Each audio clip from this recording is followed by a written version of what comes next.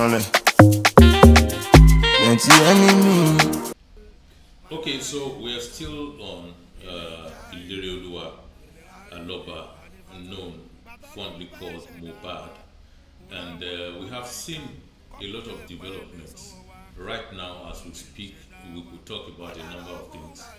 One, we had a situation, I think late yesterday or early today, that the Bale of that community where where they buried him, said they wanted to actually bury him at about 12 midnight in the dead of the night. Àwọn èèyàn pariwo pé kò yẹ kó tì sin. Wọ́n ní kò yẹ kó tì sin. Àwa yìí, ebi ni mo gbà kọ́ sí. Ooru ló fẹ́ gbé wá. And he refused. He said, no, if you will bury this guy here, you have to come in daytime. There's something Yorubas call Okuoru and Ijeka Shilokoru. And people are not buried in the dead of the night in Yoruba land, unless, of course, something is terribly wrong. So that's one thing I want us to reflect on. The other thing that is really worth thinking about seriously is when his body was exhumed, the people around the grave, they exclaimed that they saw fresh blood. And what could that mean? That would really mean that there was an injury, that there was a trauma, and that's the limit of a layman's projection into this kind of situation. They killed Mohbad. They killed him. It is not smelling. This is still fresh blood. Still fresh blood. So there was a trauma, I suspect, and that's where the fresh blood flowed from. But how come this fresh blood was sustained till the time the corpse was exhumed, and it still remained relatively fresh?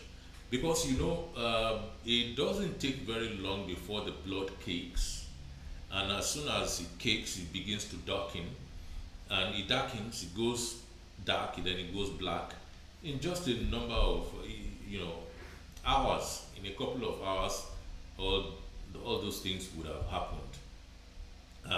But it appears to have happened differently in the case of Mohbad.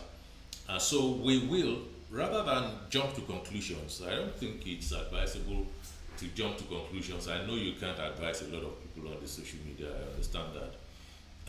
But what I'm saying is, for people who want to be reasonable and responsible, the thing here is to now track the autopsy and ask relevant questions. Hopefully these things will be answered by the experts. Why do we have fresh blood? And then, of course, the other question, why they wanted to bury him.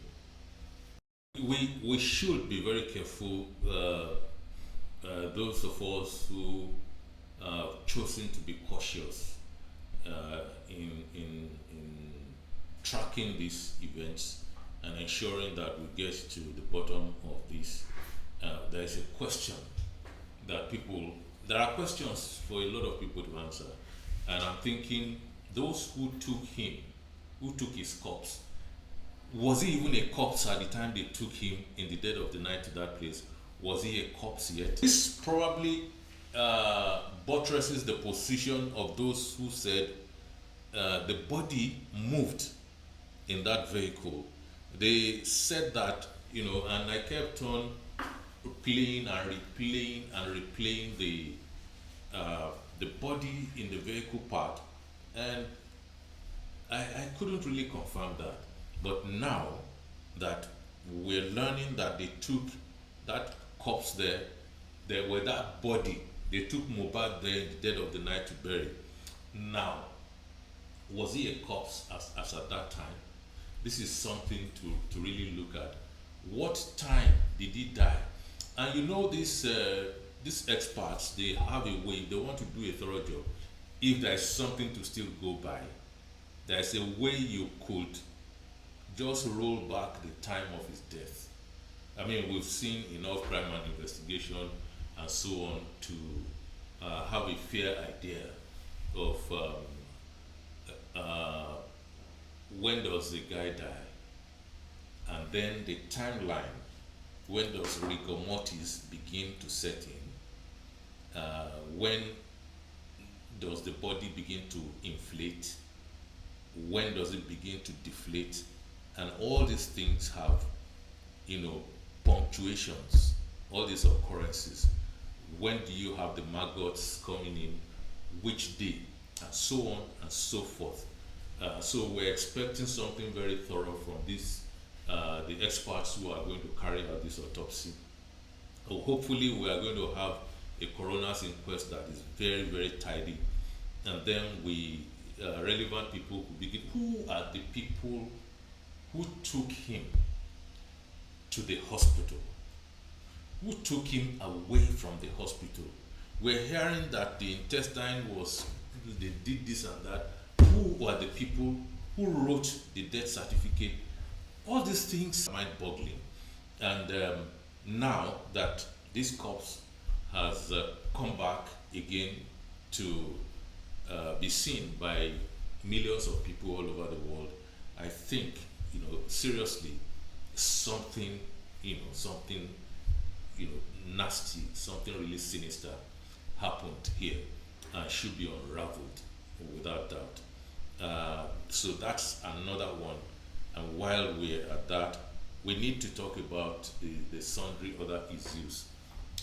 For instance, who have been accusing the father of this and that. Yes, I think it's not the thing to do right now. I think the thing to do is to allow the police to interrogate the father and not to be judges at this point. Let's leave that side to the police and all the others who have been accused. Judging, yeah, we're emotional. That's how human beings are wired and all that. Yes, we could, but some of us belong to professions where we have to be in charge of our emotions. And so when we belong to such professions, we have to be extremely cautious in approaching our conclusions. This is how it works with the police. This is how it works with forensic experts. This is how it works with science. This is how it works with journalists. I know that a lot of people want to be called journalists. They are desperate to be called journalists.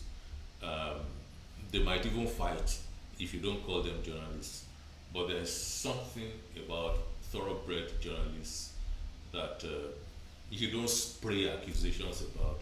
You don't spray your judgments all over the place. You don't keep saying, I know, and you have an esoteric kind of knowledge. What you do as a journalist at all times is to look at the facts that you could touch and then present them as they occur to you, without fear, without favor. But you have to also be careful not to judge like the streets, because then you will not be exhibiting the traits of journalists. But that's really minor. What is more important here again is this accusation being thrown at the widow. I also think that's in bad taste. What we need to do is to be really sympathetic at this point in time with everybody. And no matter how bad our suspicions are, I don't think it is a time to judge people. There are ways of saying things, especially when people are going through difficult moments like this. Yes, you could advise the widow to consider the option of DNA, because that will vindicate her. It will clear all doubts concerning the paternity of this child, and you can now settle down and receive all the help that people are offering, and then be able to take care of the child like that. But to be pointing accusing fingers at her, I don't think it makes a lot of sense, and I think it's really childish to be confronting her, to be pointing fingers at her, to be saying with a great deal of conviction that that boy resembles so person and does not resemble so person. I think that is naive to, say the least. Let me assure you that there is no couple in the world, uh, that wouldn't have their difficult moments. People fight in relationships, husbands and wives fight and all that. So, am I vindicating her? Am I exonerating her? No, that's not what I'm doing. I am saying that we could apply civility to all these things we are doing, even if we are, so sterile and so maybe even inhuman on the social media. It doesn't mean that we couldn't say these things in very decent ways. So, and that's one of the things I also want to talk about on this, short program. The other thing is I'm calling your attention to the fact that, this Sam Larry person has not for once said anywhere that was not my voice on that audio clip. He hasn't said that. He has denied he didn't touch this, he didn't touch that, but he never said that's not my voice, saying all station settlement, no case to answer. He hasn't said that anywhere. That's not his voice, and I think he should address that. But you see, the problem with that is if he comes out to say that's not my voice, the phone could be traced, to the number. Everything could be traced. That's the crazy thing about the technology that we have. ICT today is a beast. And so the moment you register your presence on it, your signature becomes indelible. And so these are a few, items that I want to bring to your notice concerning the developments around Mohbad's death. And I mustn't end this before talking about how radio stations have banned the music of Naira Marley,